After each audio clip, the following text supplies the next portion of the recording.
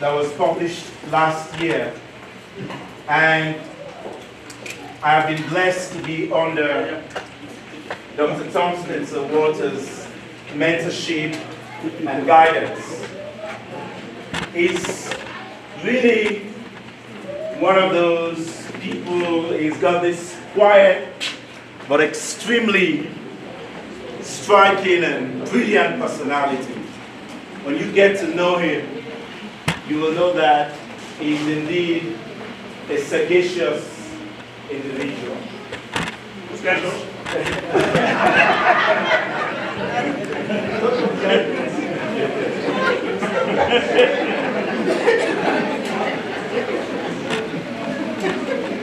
So without any further ado, I'm going to call on Dr. Thompson and Walters, a professor emeritus from California State University in Northridge. Is published widely and a renowned scholar, to come and tell us a little about the history of the grammar school and how we got here. I think he's the fitting personality to really do justice to this as we celebrate 180 years of existence. Let us welcome Dr. Tom Spencer Walters.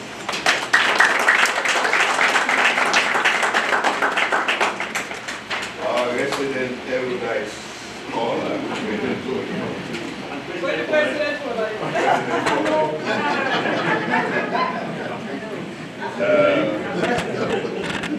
It has always been a pleasure for me to work with young people. And basically what he was saying, that I'm the most evident person to do this. Basically telling me I'm the oldest of all. In a very nice way. But this is a great celebration, 180 years. And when you think about it, even in this country, you'll be hard-pressed to find schools that are this good and still thrive. And so we love our grammar school. And I hope you will bear with me as you enjoy your scrumptious meals. To do honor to the history of this school, because it has a very rich history. And we wouldn't be able to get you here tomorrow or the next week. Now that you're here, it would be my great pleasure to share with you this great history. Okay, here we go. 180 years. The Zion Grammar School was originally known as the Church Missionary Society Grammar School. And it was founded on March 25th. Guess what? 1845. 1845. It was founded in Freetown, Sierra Leone. And the grammar school holds the distinction of being the first secondary school in sub-Saharan Africa. I want you to know that. louder.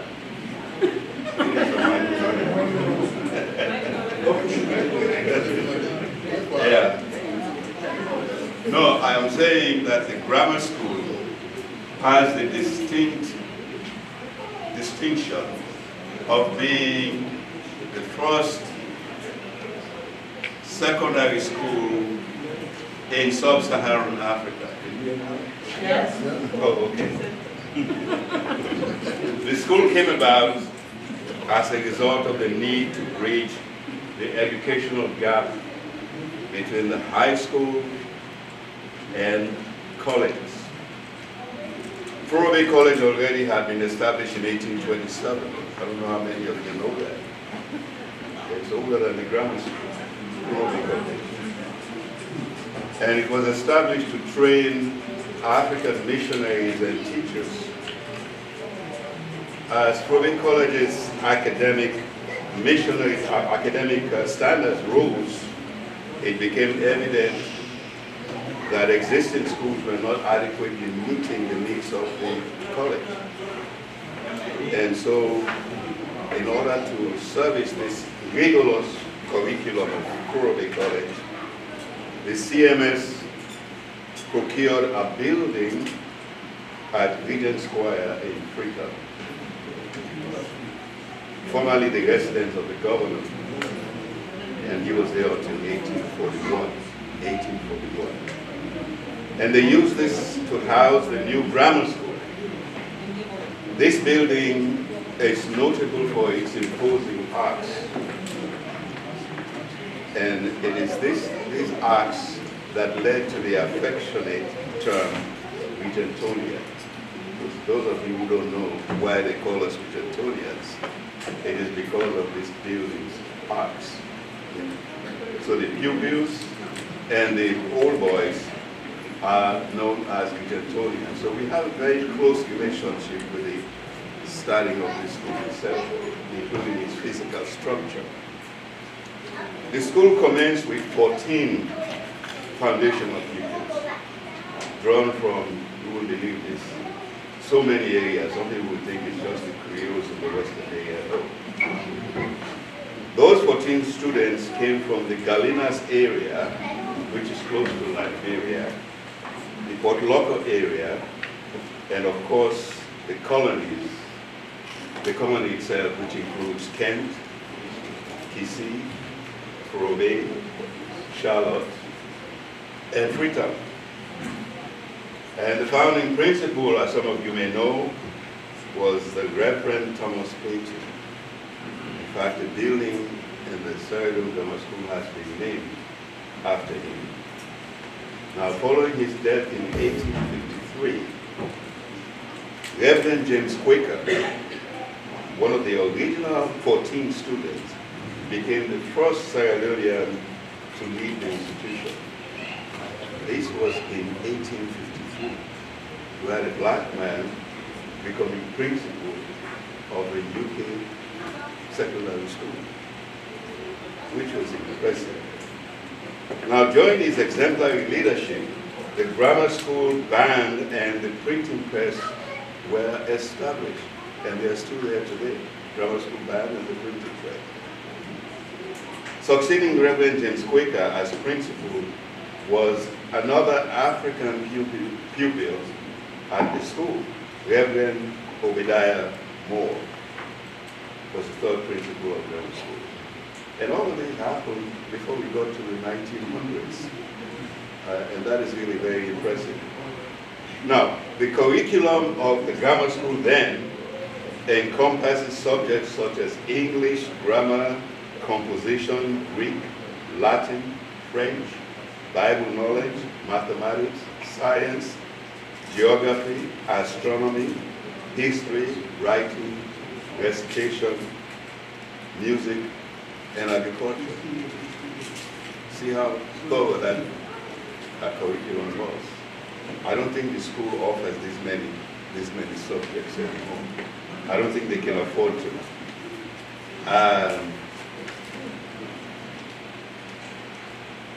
This broad educational framework aimed to produce well-rounded individuals equipped for various professional roles. Now, the student productivity at the grammar school compared favorably to student productivity in the UK. This was in the 1900s. And this is the reason why one of the reasons we are so proud of our school. In 1947, the school relocated from Regent Square to nearby Bishop's Court. Some of you may know that, Bishop's Court. And then in 1962, the school finally relocated to its current expansive site in Moretown. And we have about 50 acres of land in that site. About 50 acres of land, some of which have been encroached upon, and they are trying to make sure that we don't lose any more. And over the years, the CMS Grammar School became the Sierra Leone Grammar School and earned the reputation for excellence. as Reverend Dawson had pointed out.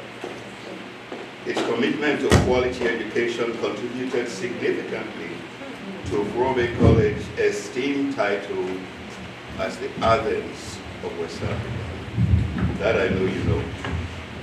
Throughout its history, the school has been instrumental in shaping leaders across various sectors of the society, and Reverend Dawson talked about it as well.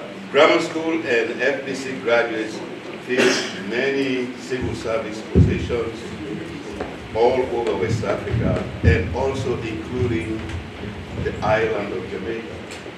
Our people went there, to help them develop as well. So this is a great school. Yes. Oh. Thank you, sir.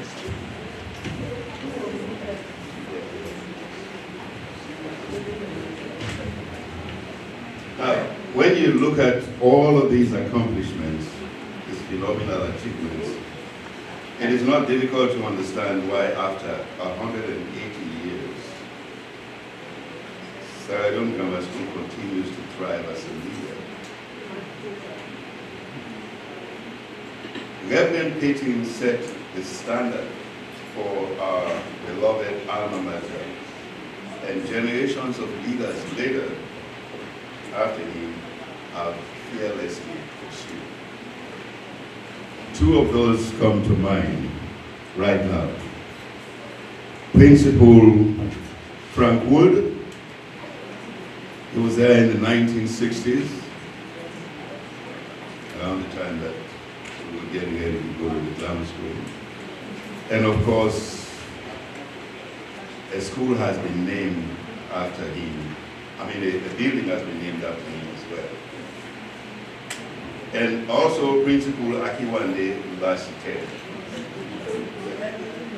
in the 80s and beyond.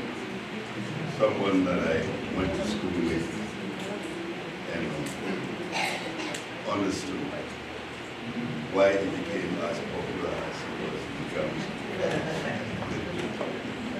He hasn't changed at all. Now, both principals were committed, they were hyperactive, and they were smart.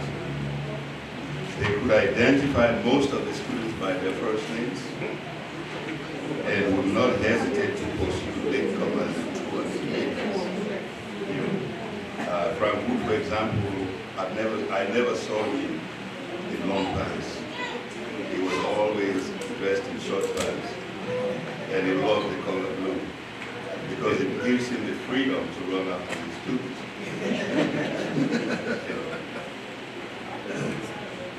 Principal Lassiter is more elegant in his ways of dealing with his students. Nonetheless, he was just as effective, getting them to classes and getting them out of trouble. So,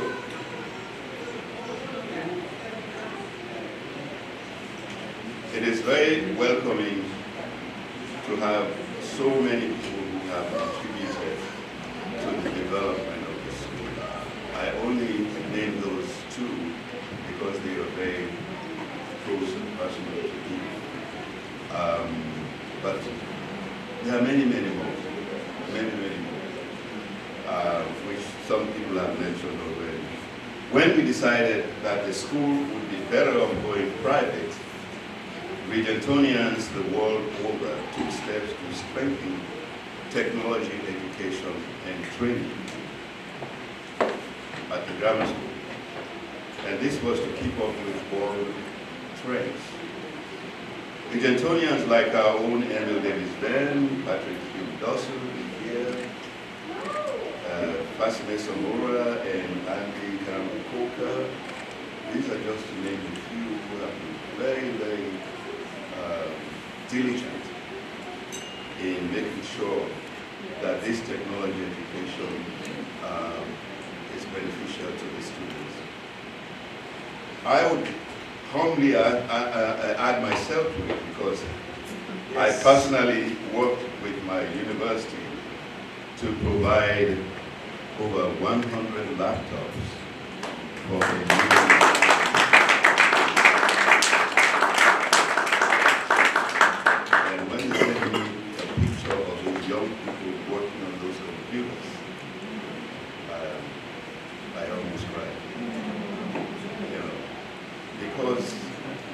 those computers at the university, as some of you may know, they keep them for a year or two, and they discard them, throw them away.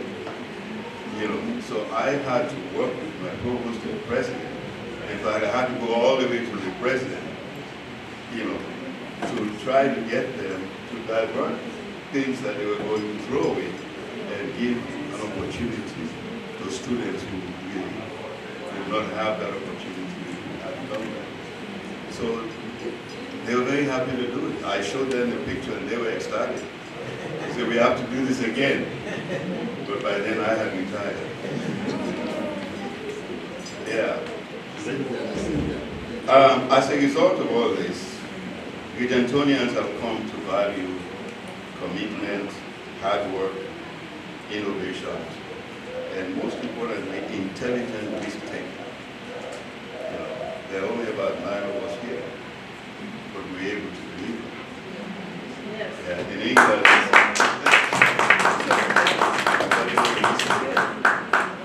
England, they have about 280 people today. You know, but we're able to say yes, we did it as well. And thank God for that. So, 180 years later, the school is once again a model for Sierra Leone. We just have to work hard to maintain academic standards. This is really a big challenge in the whole country right now. And that's why this school last year was such an important time to me, because he understood what this mission is, you know, and he did the best he could to maintain standards at the university. And we have to continue to work at it, wherever we are in the world. And you know, with Antonians, you can find them everywhere. In Australia, in Italy, everywhere you can find them. So we have to continue to do this work. And I want to thank Emil and his team, you know, for what you have been able to accomplish, all the solar panels. You know, I mean, we have other schools going to grammar school, you know, to get technology education, which is really wonderful. We're sharing the knowledge and the resources that we have. So, for me, the grammar school is not just an educational institution. It is a culture. It taught me about the value of education as much as it taught me the value of life, the benefits of introspection, and the rewards of passionate commitment. We have to have that in this world. So I will always cherish the enduring memories and friendships, just as I would the survival and thriving of this famous institution. I hope it continues after 200 years, you know, and the way we're going in a high way. So, Floria to Antonia. God bless. God bless our grammar school. Thank you.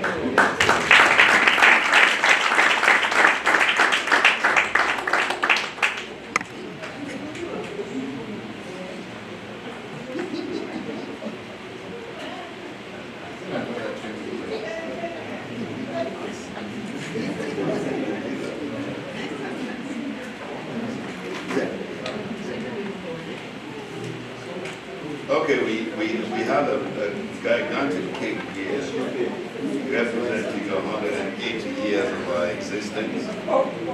And we're going to propose a toast before we keep going.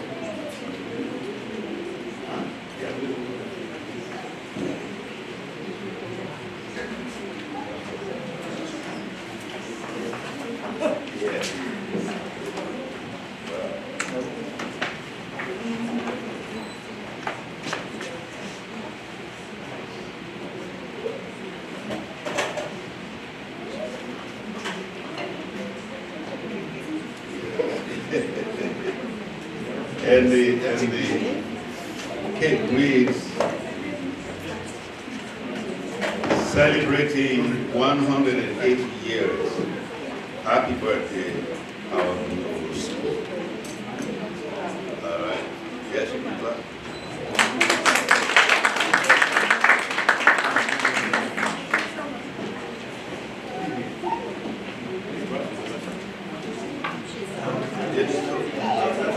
Yes.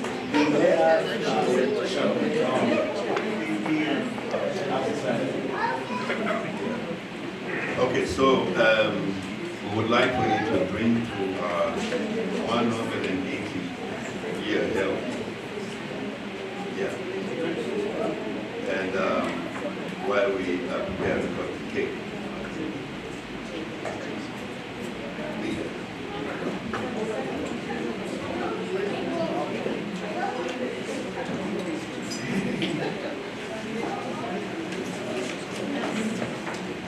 All right.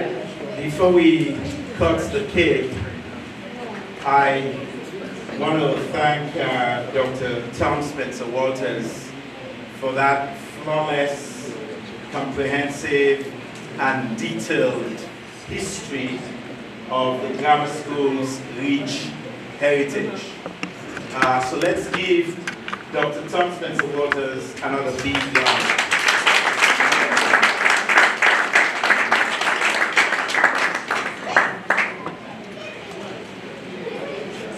We're just waiting on Patrick for a moment here. While we're waiting, maybe we need to just think about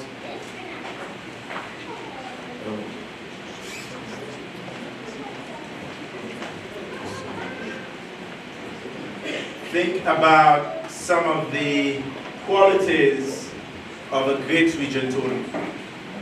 Who can shout out some qualities you've noticed about great Regentonians? All of the great Regentonians out here. Perseverance.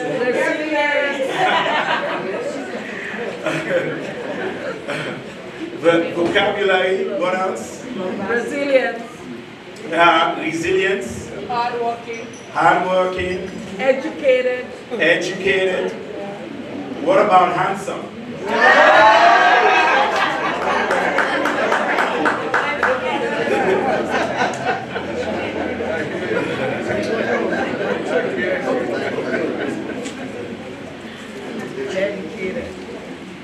I have to tell you,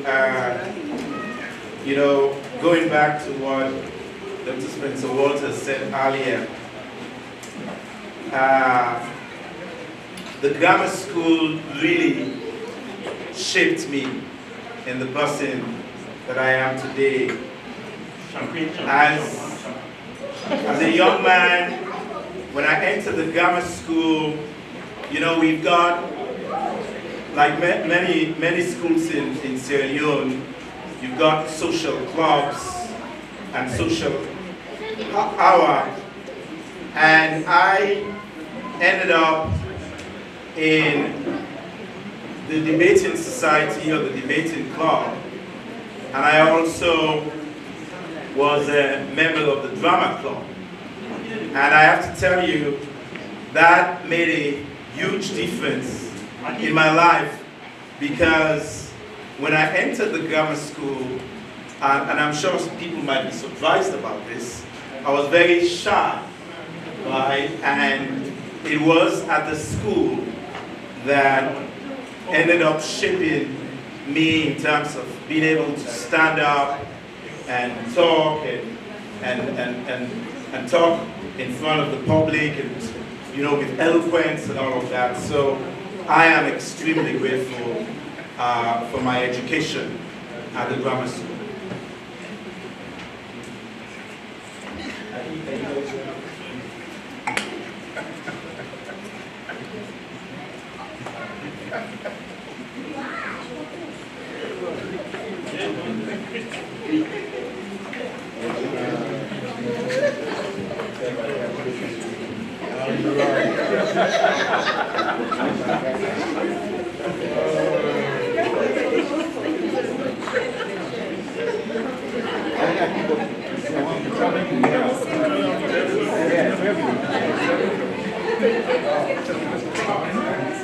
Can I have another one?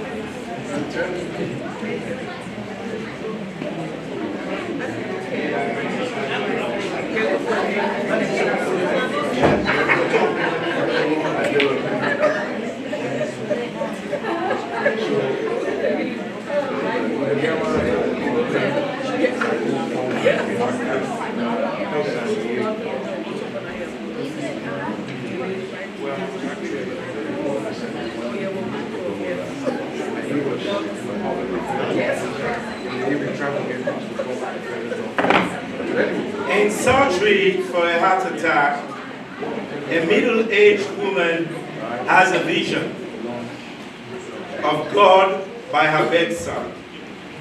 And the woman asks, "Will I die?" And God says, "No, you have 30 more years to live."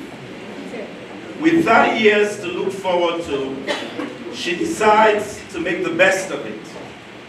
Since she's in the hospital, she gets breast implants, liposuction, a tummy tuck, hair transplants, and collagen injections to her lips. She looks great. That day, the day she's discharged, she exits the hospital with a swagger, crosses the street, and is immediately hit by an ambulance and killed. Up in heaven, she sees God, and she said, "You said I had 30 more years to live." She complains. "That's true," says God. "So what happened?" she asks. God shrugs. "I didn't recognize you."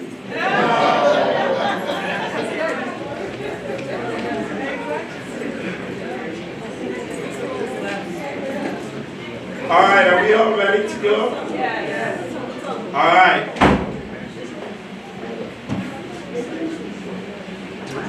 At the count of 3, 1, 2, 3.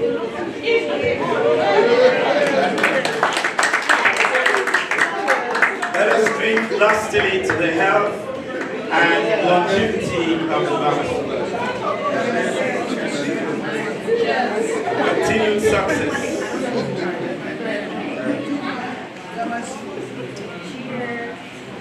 All right. I am now honored to bring in another illustrious Regentonian,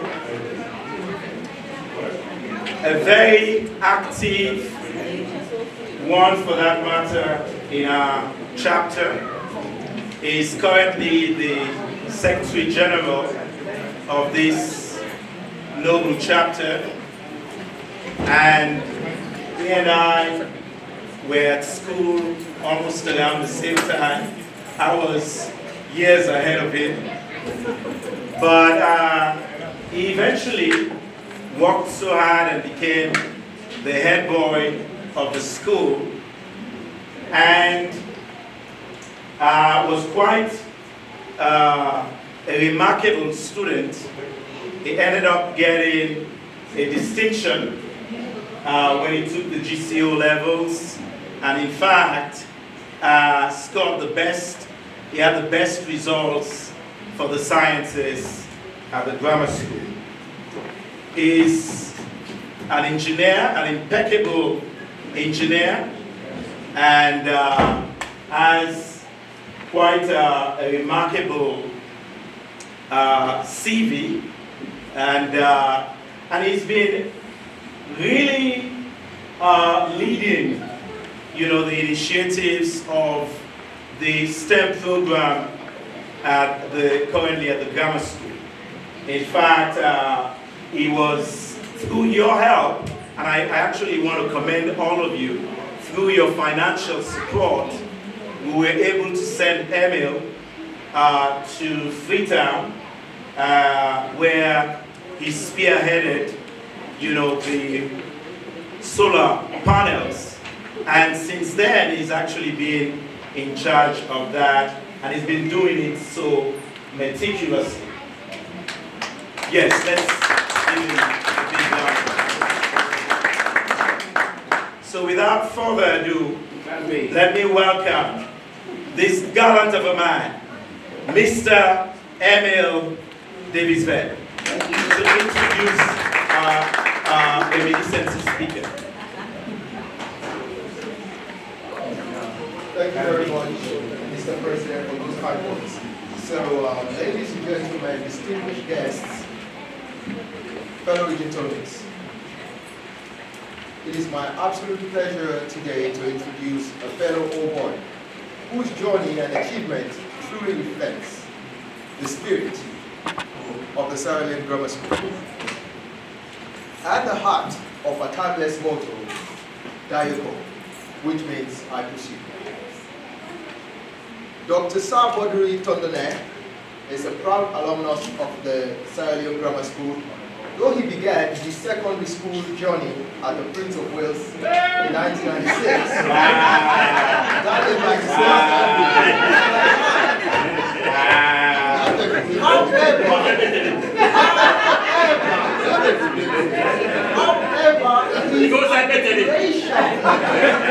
His admiration for the grammar school. So, when he completed his GSS exams, he chose to go to the grammar school. Thank you. The deep roots and love he had eventually brought him home to Moritown, where he initially wanted to go. When he completed his senior education, between 2000 and 2003. During his tenure at the grammar school, Dr. Tondone was a standout student, consistently ranking among the top 5% of his class in the science stream. He was also actively involved in school life, representing the school as a member of the quiz team, including hosting the malaria quiz of the Minamsno.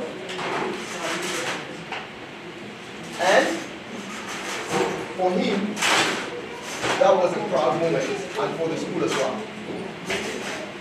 After graduating from the grammar school, he came to the United States where he worked. He studied and then proceeded to work in research and case management with Mindora Health, supporting underserved communities as well as individuals with mental health challenges. He's a devout Christian, a loving husband, and a proud father of 4 beautiful children, 2 boys and 2 girls. As we enter this reminiscences segment of today's program, there is no better person to lead us through a moment of reflection that someone has lived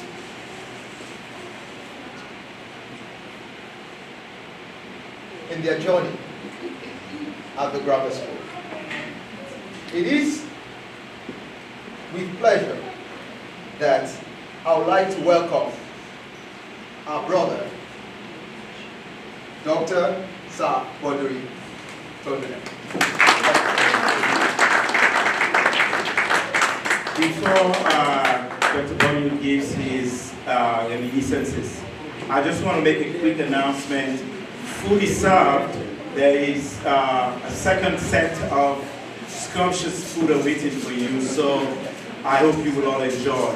I will be calling you by tables, all right?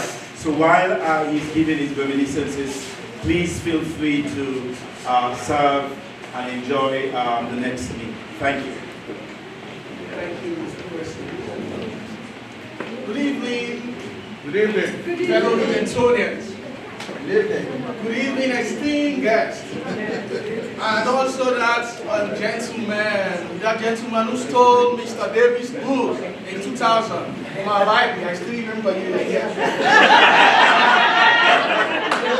My name is Sir Tondone, and back in the days at the grammar school, my colleagues, they called me Atomi. Because I was very serious with chemistry, and I was answering questions and balancing equations like it was a sport. I was even part of the Malaya quiz team, a very important quiz at that time with the Prince of First Boys and the grammar school. I was a prince of it, but I think grammar school was better, so I moved.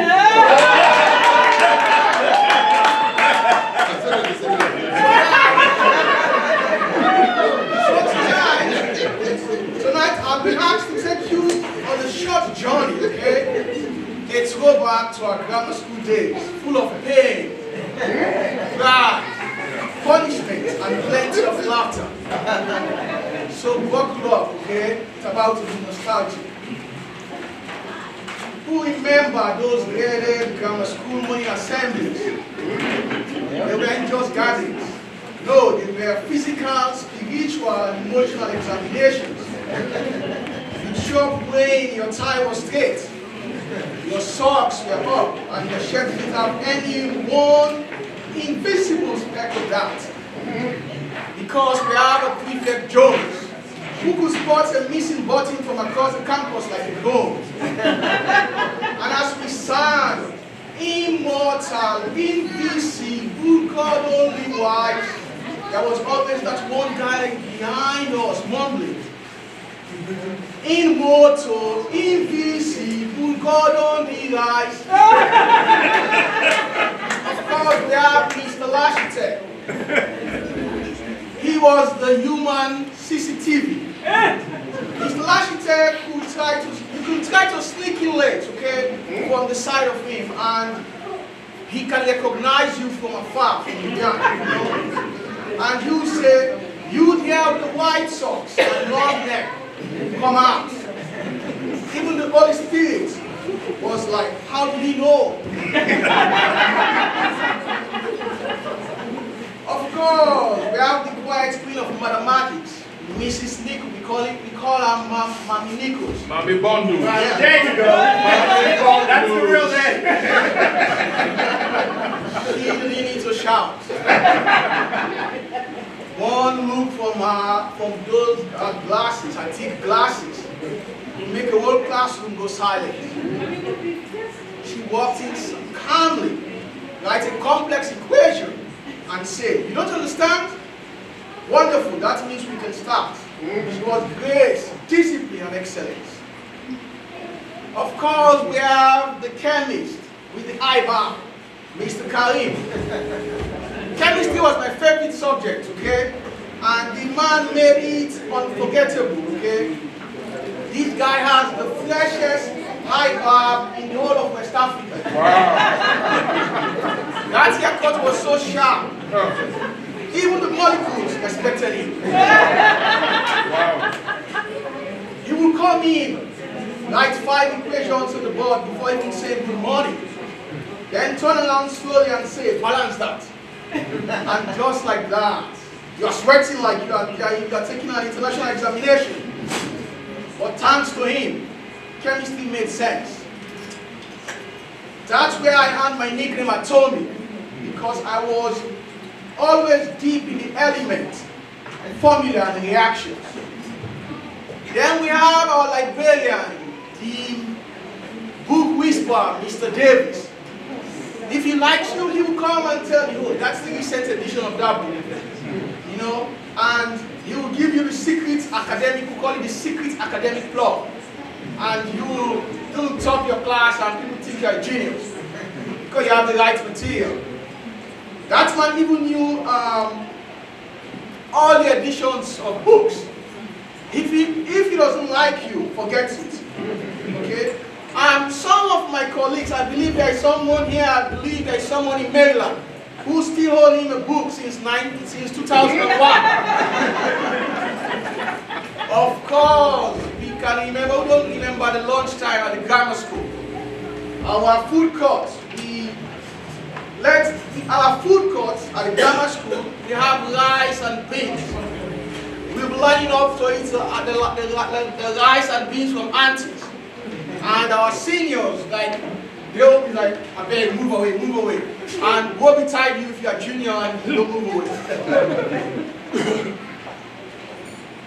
Nicknames. You couldn't survive the grammar school without nicknames.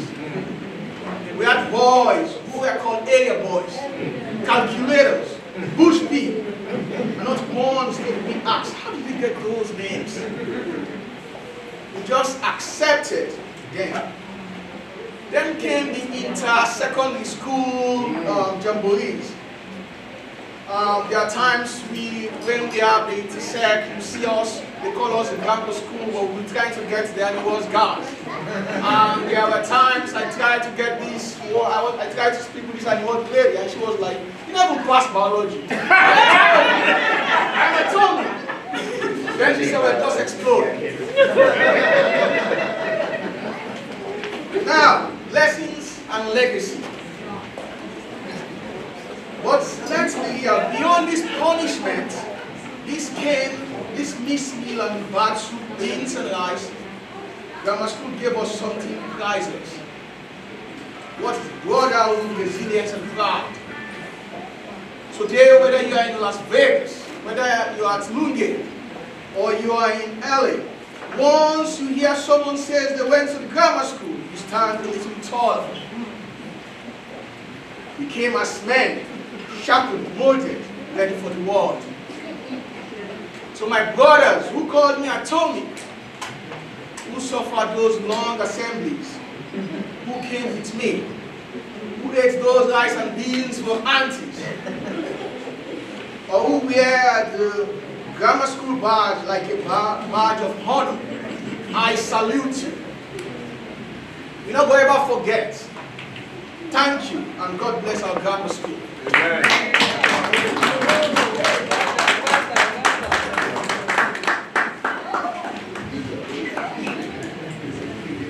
No. Grammar school is good.